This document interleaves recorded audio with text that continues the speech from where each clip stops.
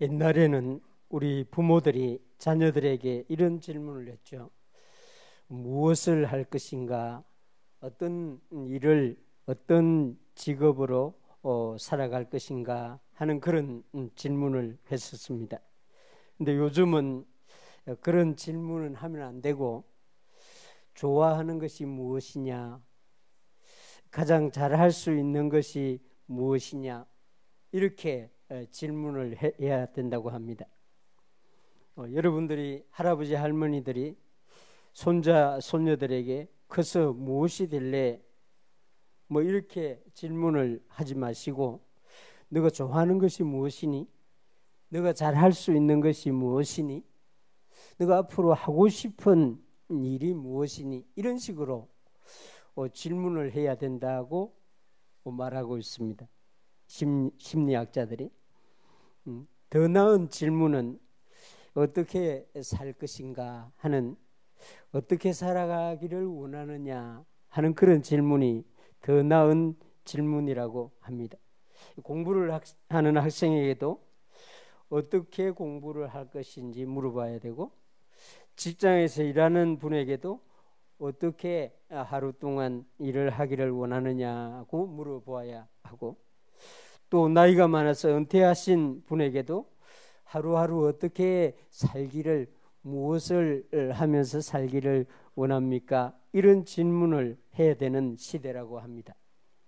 감사하게도 성경은 우리에게 어떻게 살 것인가 하는 그런 답을 많이 알려주고 있습니다.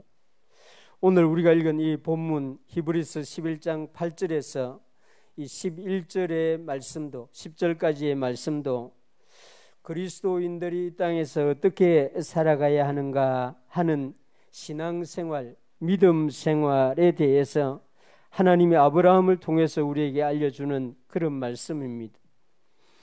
내가 무엇을 하면서 어떻게 살아가야 할 것인가를 성경이 알려주고 있는데, 이 말씀을 보면 8절, 9절, 10절의 말씀을 보면은 우리 그리스도인들은 어떤 방식으로, 어떤 생각으로 살아야 하는가 하는 답을 얻을 수가 있습니다. 첫 번째는 8절에 보면은 우리는, 하나님을 믿는 우리는 믿음으로 순종하면서 나아가는 그런 생활을 할 것을 알려주고 있습니다. 8절에 보면 믿음으로 아브라함은 부르심을 받았을 때에 순종하여 장래의 유업으로 받을 땅에 나아갈새 갈 바를 알지 못하고 나아갔다고 말합니다. 하나님은 우리를 부르시는 분이죠. 하나님은 다양한 방식으로 부르십니다. 예수님도 그렇죠.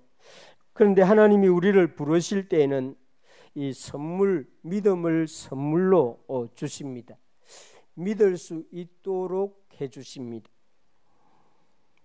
하나님이 우리를 부르실 때에 믿음을 선물로 주지 않는다고 하면은 실제로 우리는 하나님의 부르심을 받지 못하고 있는 사람이라고 할 수가 있습니다. 바울은 하나님이 우리를 부르실 때 믿음을 선물로 주신다고 말했습니다. 그러니까 하나님은 우리가 하나님을 믿을 수 있도록 그렇게 불러주시는 분입니다. 하나님을 나는 잘 믿어지지 않는다, 이런 분들은 자신을 잘 돌아보아야 됩니다. 자기 자신을 믿고 있는지, 자기 부모를 믿는지, 자기 친구를 믿는지, 그런 생각을 하면서 내가 하나님을 믿는지도 생각해 보아야 됩니다. 만약에 부모가 자기 자녀에게 믿음을 주지 않는다고 하면은 자녀는 항상 부모를 의심하게 되어 있습니다. 선생님이 그 교사에게 믿음을 주지 않는다고 하면은 그 교사는, 학생들은 선생님을 항상 의심하게 되어 있습니다. 그래서 관계에서는 내가 믿는 게 아니고 상대방이 나에게 믿도록 해주는 것입니다. 그래서 우리가 믿을 수 있는 거죠. 제가 여러분들에게 믿을 수 있도록 해주지 않으면 여러분들은 목사를 믿을 수가 없습니다. 제가 여러분들에게 의심살 만한 일을 하고 일주일 동안 계속 여러분들이 믿을 수 없는 행동을 한다고 하면은 여러분 절대로 저를 믿을 수가 없어요. 믿으려고 애를 써도 믿을 수가 없습니다. 반드시 제가 여러분과의 관계에서 믿을 수 있는 말을 해야 되고, 믿을 수 있는 행동을 해야 되고, 믿을 수 있는 삶을 보여주어야만 여러분들이 저를 믿을 수 있는 겁니다. 그래서 믿음은 내가 믿는 게 아니고 상대방이 믿을 수 있는 신뢰, 믿음을 선물로 주는 것이죠. 하나님도 그렇습니다. 하나님이 우리를 부르실 때에는 말씀하시고 하나님이 우리의 삶에 여러 가지를 보여주셔서 믿을 수 있도록 해 주십니다. 그래서 바울이 믿음은 하나님이 주시는 선물이다 이렇게 말합니다. 문제는 그 믿음을 받았을 때, 선물을 받았을 때에 순종하느냐 순종하지 않느냐는 우리에게 달려 있습니다. 아브라함은 하나님이 부르실 때에 아마 믿음을 선물로 받고 그 믿음으로 순종했다고 이렇게 말하고 있습니다. 8절이 바로 그것을 말하죠.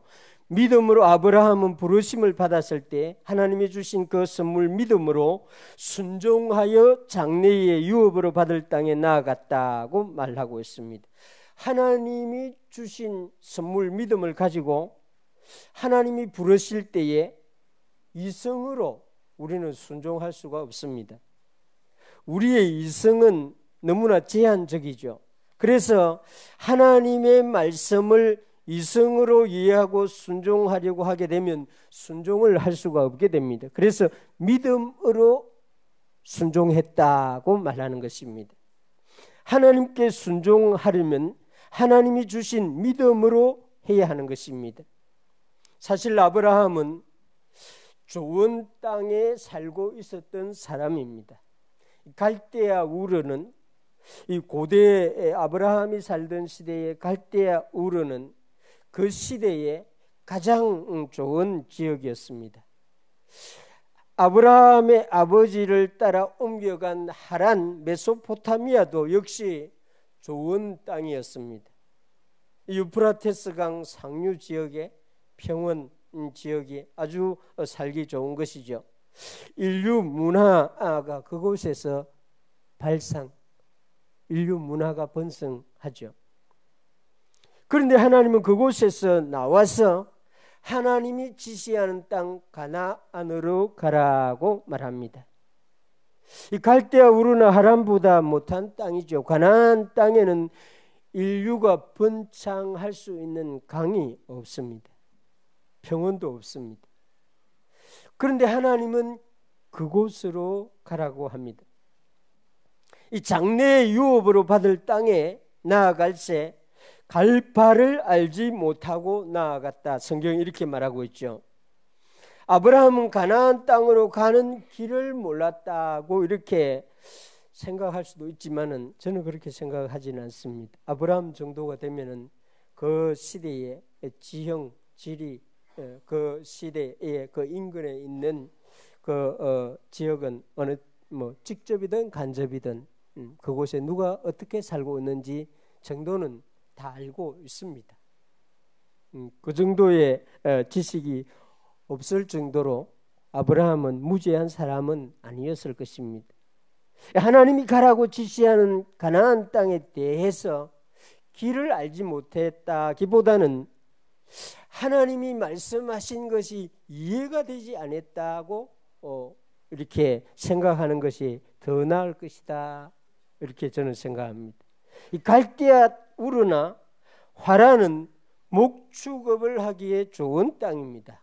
또 농경도 발달되어 있는 땅입니다. 그 땅에 비해서 가나안 땅은 상대적으로 좋지 않은 땅이죠. 그곳으로 하나님이 그 땅을 유업으로 주겠다고 약속했고 아브라함은 이해가 되지 않았지만은 하나님이 주신 믿음으로 순종해서 그 땅으로 나아갔다. 이것이 아브라함의 신앙의 삶인 것입니다. 뭐 예를 이런 식으로 들면 될지 모르겠습니다. 좋은 학교에 중학교, 고등학교에 다니고 있는데 형편없는 학교로 전학가라고 말을 하면은 부모가 선생님이 그렇게 하면은 그 학생들은 어떤 생각이 들겠습니까? 가려고 하지 않겠죠. 좋은 직장을 다니고 있는데 그 마음에 감동을 받아서 이 직장에 다녀서는 신앙생활을 잘 못하겠다. 이래서 주의를 지킬 수 있는 작고 월급이 좀 작은 회사로 다녀야 되겠다. 그런 마음이 생길 때 그런 마음에 어떤 사람이 순종하겠습니까? 좋은 조건으로 이미 계약을 해놓았는데 그 계약대로 하면은 양심의 가책도 되고 그 계약이 실천이 되면은 하나님의 말씀을 어기는 것이 된다고 이런 생각이 들면은 좀 손해를 보더라도 그 계약을 스스로 파기한다. 이런 사람이 얼마나 되겠습니까? 이 좋은 교회에서 사역을 하는 사역자가 힘들고 어려운 지역의 교회로 가라고 하면은 순종해서 갈 사역자가 얼마나 있겠습니까? 선교사는 이 편안하고 안락한 편리한 그런 곳에서 힘들고 어려운 나라로 부름을 받습니다. 모르고 가는 게 아니에요. 다 그 지역의 생활이 어떤지, 환경이 어떤지, 그 자녀 교육을 어떻게 할 수 있는지 압니다.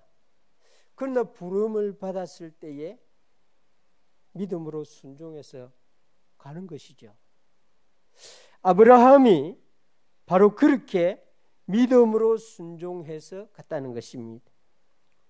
갈대아 우르가 가장 번창한, 요즘 말로 하면 미국의 핵심적인 아주 그 지역입니다. 서울 같은 그런 지역입니다.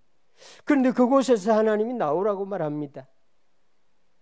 그곳에서 나와서 이 가나안 땅으로 아버지 데라와 함께 가고 있었는데 절반쯤 왔을 때 메소포타미아 화란 지역에 와서 정착을 해버립니다. 아버지 데라가 나홀 형제 아브라함 또 조카 롯과 함께 그곳에 정착해서 살다가 아버지가 그곳에서 세상을 떠나버립니다. 근데 하나님이 부르심은 계속 있었던 것 같습니다. 그런데 아브라함의 형제 나홀은 우리는 못 가겠다, 그냥 여기서 살겠다 해서 그 화란에 정착해버립니다. 너나 가라, 이렇게 된 거죠. 그래서 아브라함은 조카 롯과 함께 하나님의 부르심을 따라서 멈추었던 하란에서 일어나서 가나안 땅으로 갔던 것입니다. 이 신앙생활을 하다 보면 멈추고 싶을 때가 있습니다. 뒤로 돌아가고 싶은 유혹을 받을 때도 있습니다. 그때에 믿음으로 일어나서 계속해서 앞으로 걸어 나아갔던 사람이 아브라함이었습니다.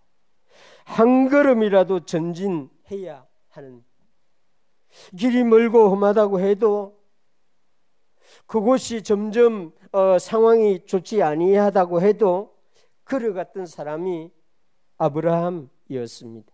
이것을 지금 8절에서 말해주고 있는 것이죠. 믿음으로 아브라함은 부르심을 받았을 때에 순종하여 장래의 유업으로 받을 땅에 나아갈새 갈 바를 알지 못하고 나아갔으며, 이것이 우리 신앙생활의 첫걸음이 되고 우리 신앙생활을 지속하는 말씀이 되어야 하는 것입니다. 하나님이 부르실 때에는 상황이 점점 안 좋아질 수도 있습니다. 우르보다는 하란이 안 좋았습니다. 지금도 그렇습니다. 하란보다는 가나안 땅이 더 안 좋습니다. 그러나 믿음으로 걸어갔다고 했습니다. 상황이 좋지 아니해도 하나님이 부르실 때에는, 하나님이 인도하실 때는 믿음으로 가는 것이 신앙생활인 것입니다.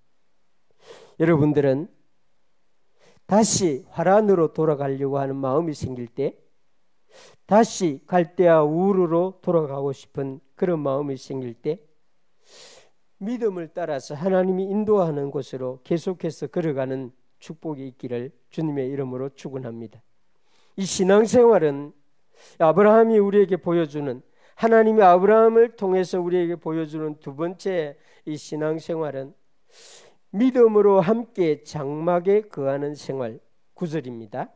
믿음으로 그가 이방의 땅에 있는 것 같이 약속의 땅에 거류하며 동일한 약속을 유업으로 함께 받은 이삭 및 야곱과 더불어 장막에 거하였으니. 저는 이 말씀이 아브라함의 신앙생활에서 두 번째로 중요한 요소라고 생각합니다. 아브라함이 간 땅은 가나안 땅이요 이방의 땅입니다. 그러나 그 땅이 이제 아브라함에게는 약속의 땅이 되었습니다. 만약에 하나님이 우리를 부르시고 그곳에 멈추게 한다면은 그곳이 바로 하나님이 우리에게 주시는 약속의 땅이 되는 것이죠.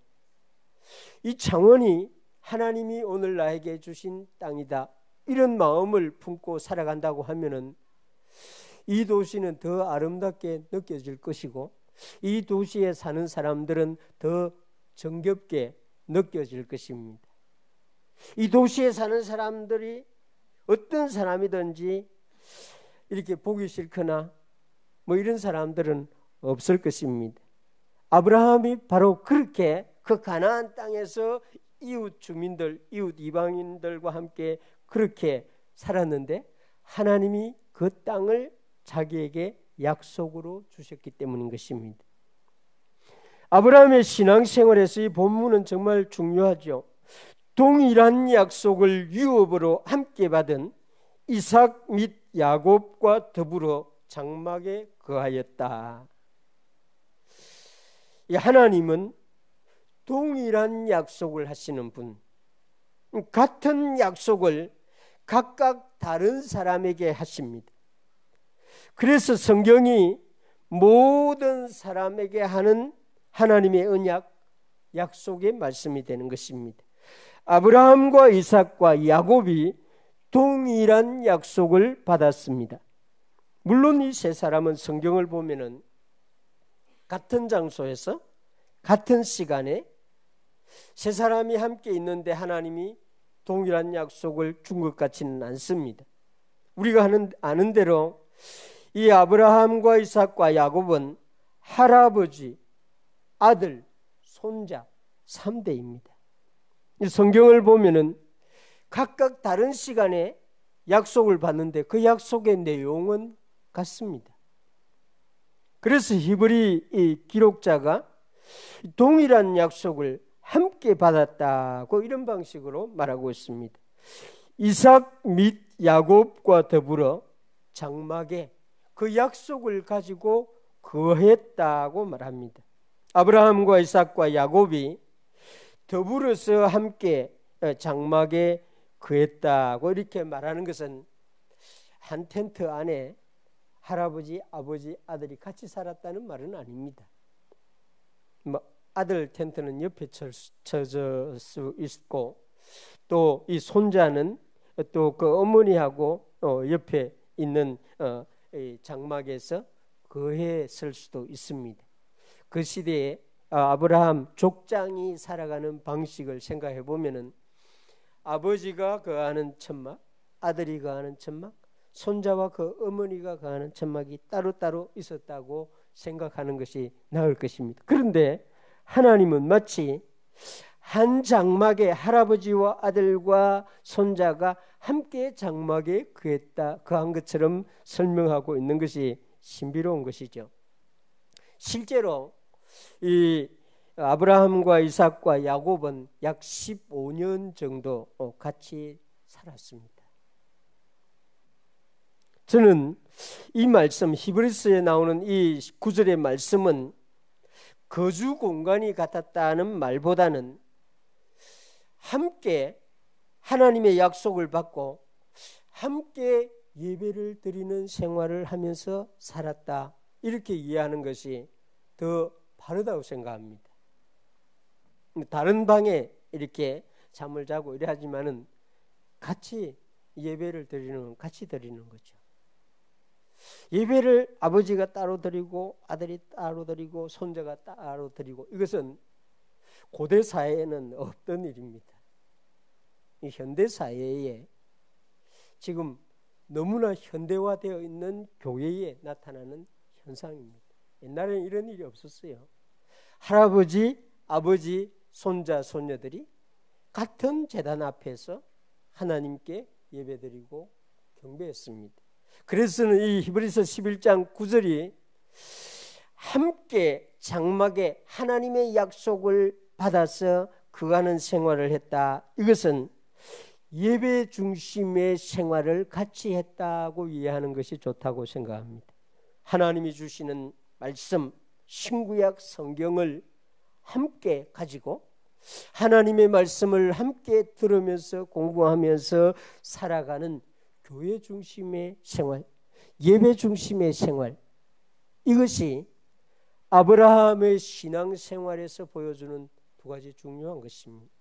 그래서 가능하면 이 자녀들이 다른 도시로 멀리 떠나가기 전에는 자녀들과 같은 교회에서 같이 예배를 드리는 것이 좋습니다. 아버지는, 어머니는 우리 교회 나오고 초등학교 아이는 다른 교회 나오고 바람직한 일은 아니다. 저는 그렇게 생각합니다.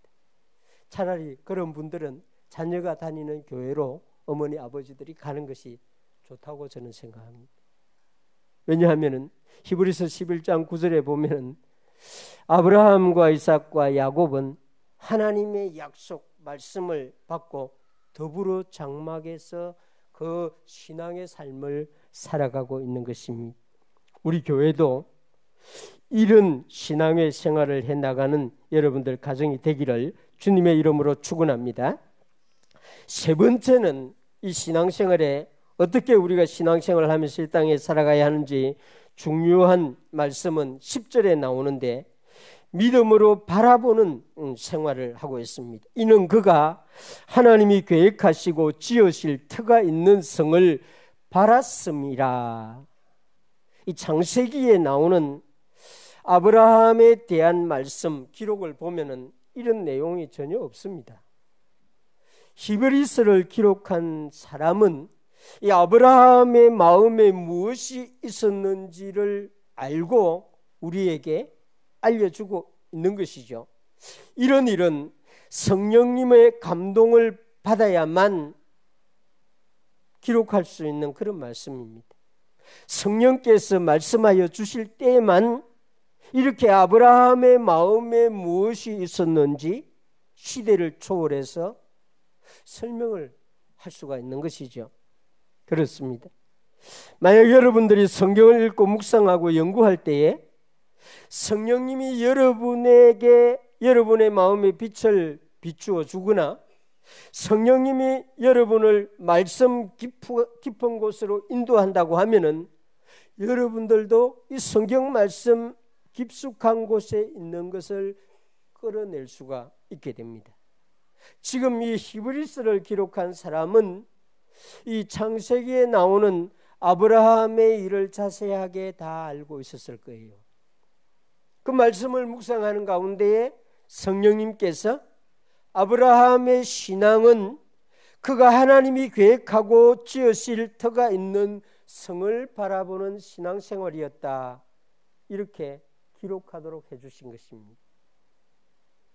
아브라함은 하나님이 계획하신 것이 있다는 것을 알았다는 것이죠.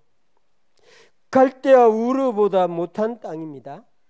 가나안 땅은 하란보다 더 열악한 땅입니다. 아브라함이 대부분의 삶을 살았던 헤브론 땅은 나무도 제대로 자라지 못하는 광야 메마른 땅입니다. 아브라함 시대나 지금이나 그 땅은 마찬가지입니다.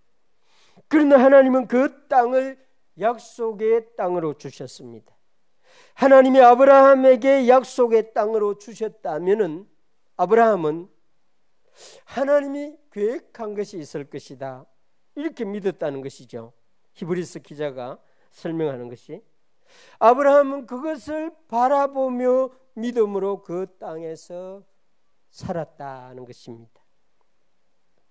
하나님은 터를 정하시고 성을 지으실 것인데 그것을 바라보며 그곳에서 믿음으로 살았습니다.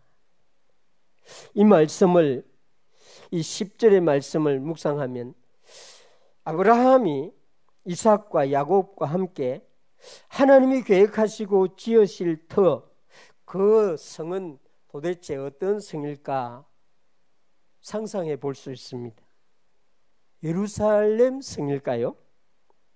사실은 아주 많은 세월이 지난 후에 다윗이 이스라엘을 세우면서 다윗은 처음에 아브라함이 살았던 그 헤브론을 수도로 정했습니다. 다윗은 신앙의 사람이기 때문에 우리 조상 아브라함이 살았던 그 무덤이 있는 그곳이 이 이스라엘 수도로 세우면 좋을 것이다, 아마 그렇게 생각하고 그곳에서 7년 반을 이스라엘을 통치합니다. 그러다가 어느 날 다윗이 그 수도를 예루살렘으로 옮깁니다. 그곳에서 이 다윗은 오랜 세월 동안 이스라엘의 수도를 건설하죠. 바로 그곳이 아브라함이 이삭을 제물로 드리려고 했던 모리아산, 모리아 땅이었습니다. 그곳이 아리우나의 타작마당이 있었던 장소였고 다윗이 제사를 드렸던 땅이고 솔로몬이 성전을 지었던 곳입니다. 아브라함은 이런 미래의 역사를 예측하면서 예견하면서 그 성을 바라보았을까요? 저는 그렇지는 않았을 것이라고 생각합니다. 아브라함은 미래학자이거나 미래를 예언하는 무슨 예언가이거나 그런 사람은 아닙니다. 아브라함은 평범한 족장으로 매일매일 양을 치고 하는 유목민이었습니다. 그런데 성경은 그가 하나님이 계획하시고 지으실 터가 있는 성을 바라보았다, 믿음으로 그렇게 말합니다. 그러면 아브라함이 바라본 것은 도대체 무엇일까요? 하나님이 세우실 그 성은 어떤 성일까요? 아브라함이 알고 있었던 것이 있습니다. 창세기에 나오는 하나님이 여자의 후손을 보내어서 구원, 구속의 일을 이루실 것이다 하는 것을 아브라함은 알고 있었습니다. 그리스도 메시아가 오실 것이라는 사실을 아브라함이 알고 있었습니다. 아브라함은 하나님께서 그 구속의 일을 이루어 나가시고 이 땅에 하나님의 나라를 세워 가실 것이다는 사실은 모세를 통해서 기록한 그 성경 그 이전에 아브라함은 살았지만은 내려오는 말씀을 통해서 다 알고 있었습니다. 그래서 아브라함이 바라본 것은 하나님의 나라, 그리스도께서 이 땅에 오셔서 자기 백성들의 죄를 사하는 그 사역을 하실 것이라는 사실을 알고 있고 그것을 바라보았다는 것입니다. 우리도 이것을 바라보고 있지 않습니까? 하나님의 선교사를 보내셔서 그 땅에 교회를 세우시고 그 교회들의 숫자가 완성이 되면은 예수님이 다시 오실 것이다. 이걸 우리는 다 바라보고 살아가고 있지 않습니까? 아브라함도 바로 하나님이 계획하신 그 구속의 역사, 하나님이 세우실 그 교회의 터, 하나님이 세우실 하나님의 나라를 바라보고 살았다는 것입니다. 이것이 믿음으로 바라보고 살아가는 믿음의 생활인 것입니다. 하나님이 무엇을 계획하실까? 하나님이 세우신 터는 어디에 있을까? 하나님이 세우시는 그 나라는 어떤 모습으로 세워져 갈까? 이것을 아브라함은 바라보면서 살았다는 것입니다. 인구가 늘어나면 어떻게 되지? 무기가 계속 발전되면 어떻게 되지? 뭐 전쟁이 일어나면 어떻게 되지? 이런 예측 우리가 할 필요가 없습니다. 그거는 우리가 아니라도 하는 사람 너무나 많이 있습니다. 그건 그 사람들에게 하라고 하고, 우리는 하나님이 계획하신 선교를, 하나님이 세우실 교회들을, 하나님이 이루시는 하나님의 나라를 바라보며 살아가야 하는 것입니다. 그것이 아브라함의 삶의 방식이었습니다. 우리의 삶의 방식이 되어야 하는 것이죠. 그래서 예수 그리스도께서 다시 오실 때에 우리는 우리가 바라보았던 그것을 맞이해야 하는 것입니다. 엉뚱한 것을 바라보고 살고 있다가 오늘 뭘 먹지? 내일은 뭘 하지? 뭐 돈을 얼마를 모아가지고 어떤 집을 짓지? 이렇게 하다가 예수님을 맞이한다고 하면은 엉뚱한 것을 바라보고 있다가 주님을 맞이하는 그런 삶이 되는 것입니다. 저와 여러분들은 이 아브라함의 삶을 본받아 살아갈 수 있는 은혜가 있기를 주님의 이름으로 축원합니다. 하나님이 주신 믿음으로 순종하며 나아가는 생활을 해야 됩니다. 하나님이 주신 믿음으로 할아버지와 아버지와 손자가 교회 중심으로 장막 중심의 예배적인 삶을 살아가야 하는 것입니다. 하나님이 주신 그 믿음으로 바라보아야 할 것을 바라보고 추구해야 할 것을 추구하며 살아가는 것이 신앙의 삶인 것입니다. 이러한 신앙생활이 여러분과 저의 삶이 되기를 바랍니다. 이런 신앙생활에서 기쁨을 누리고 즐거움을 누리는 여러분들이 되기를 주님의 이름으로 축원합니다. 기도하겠습니다.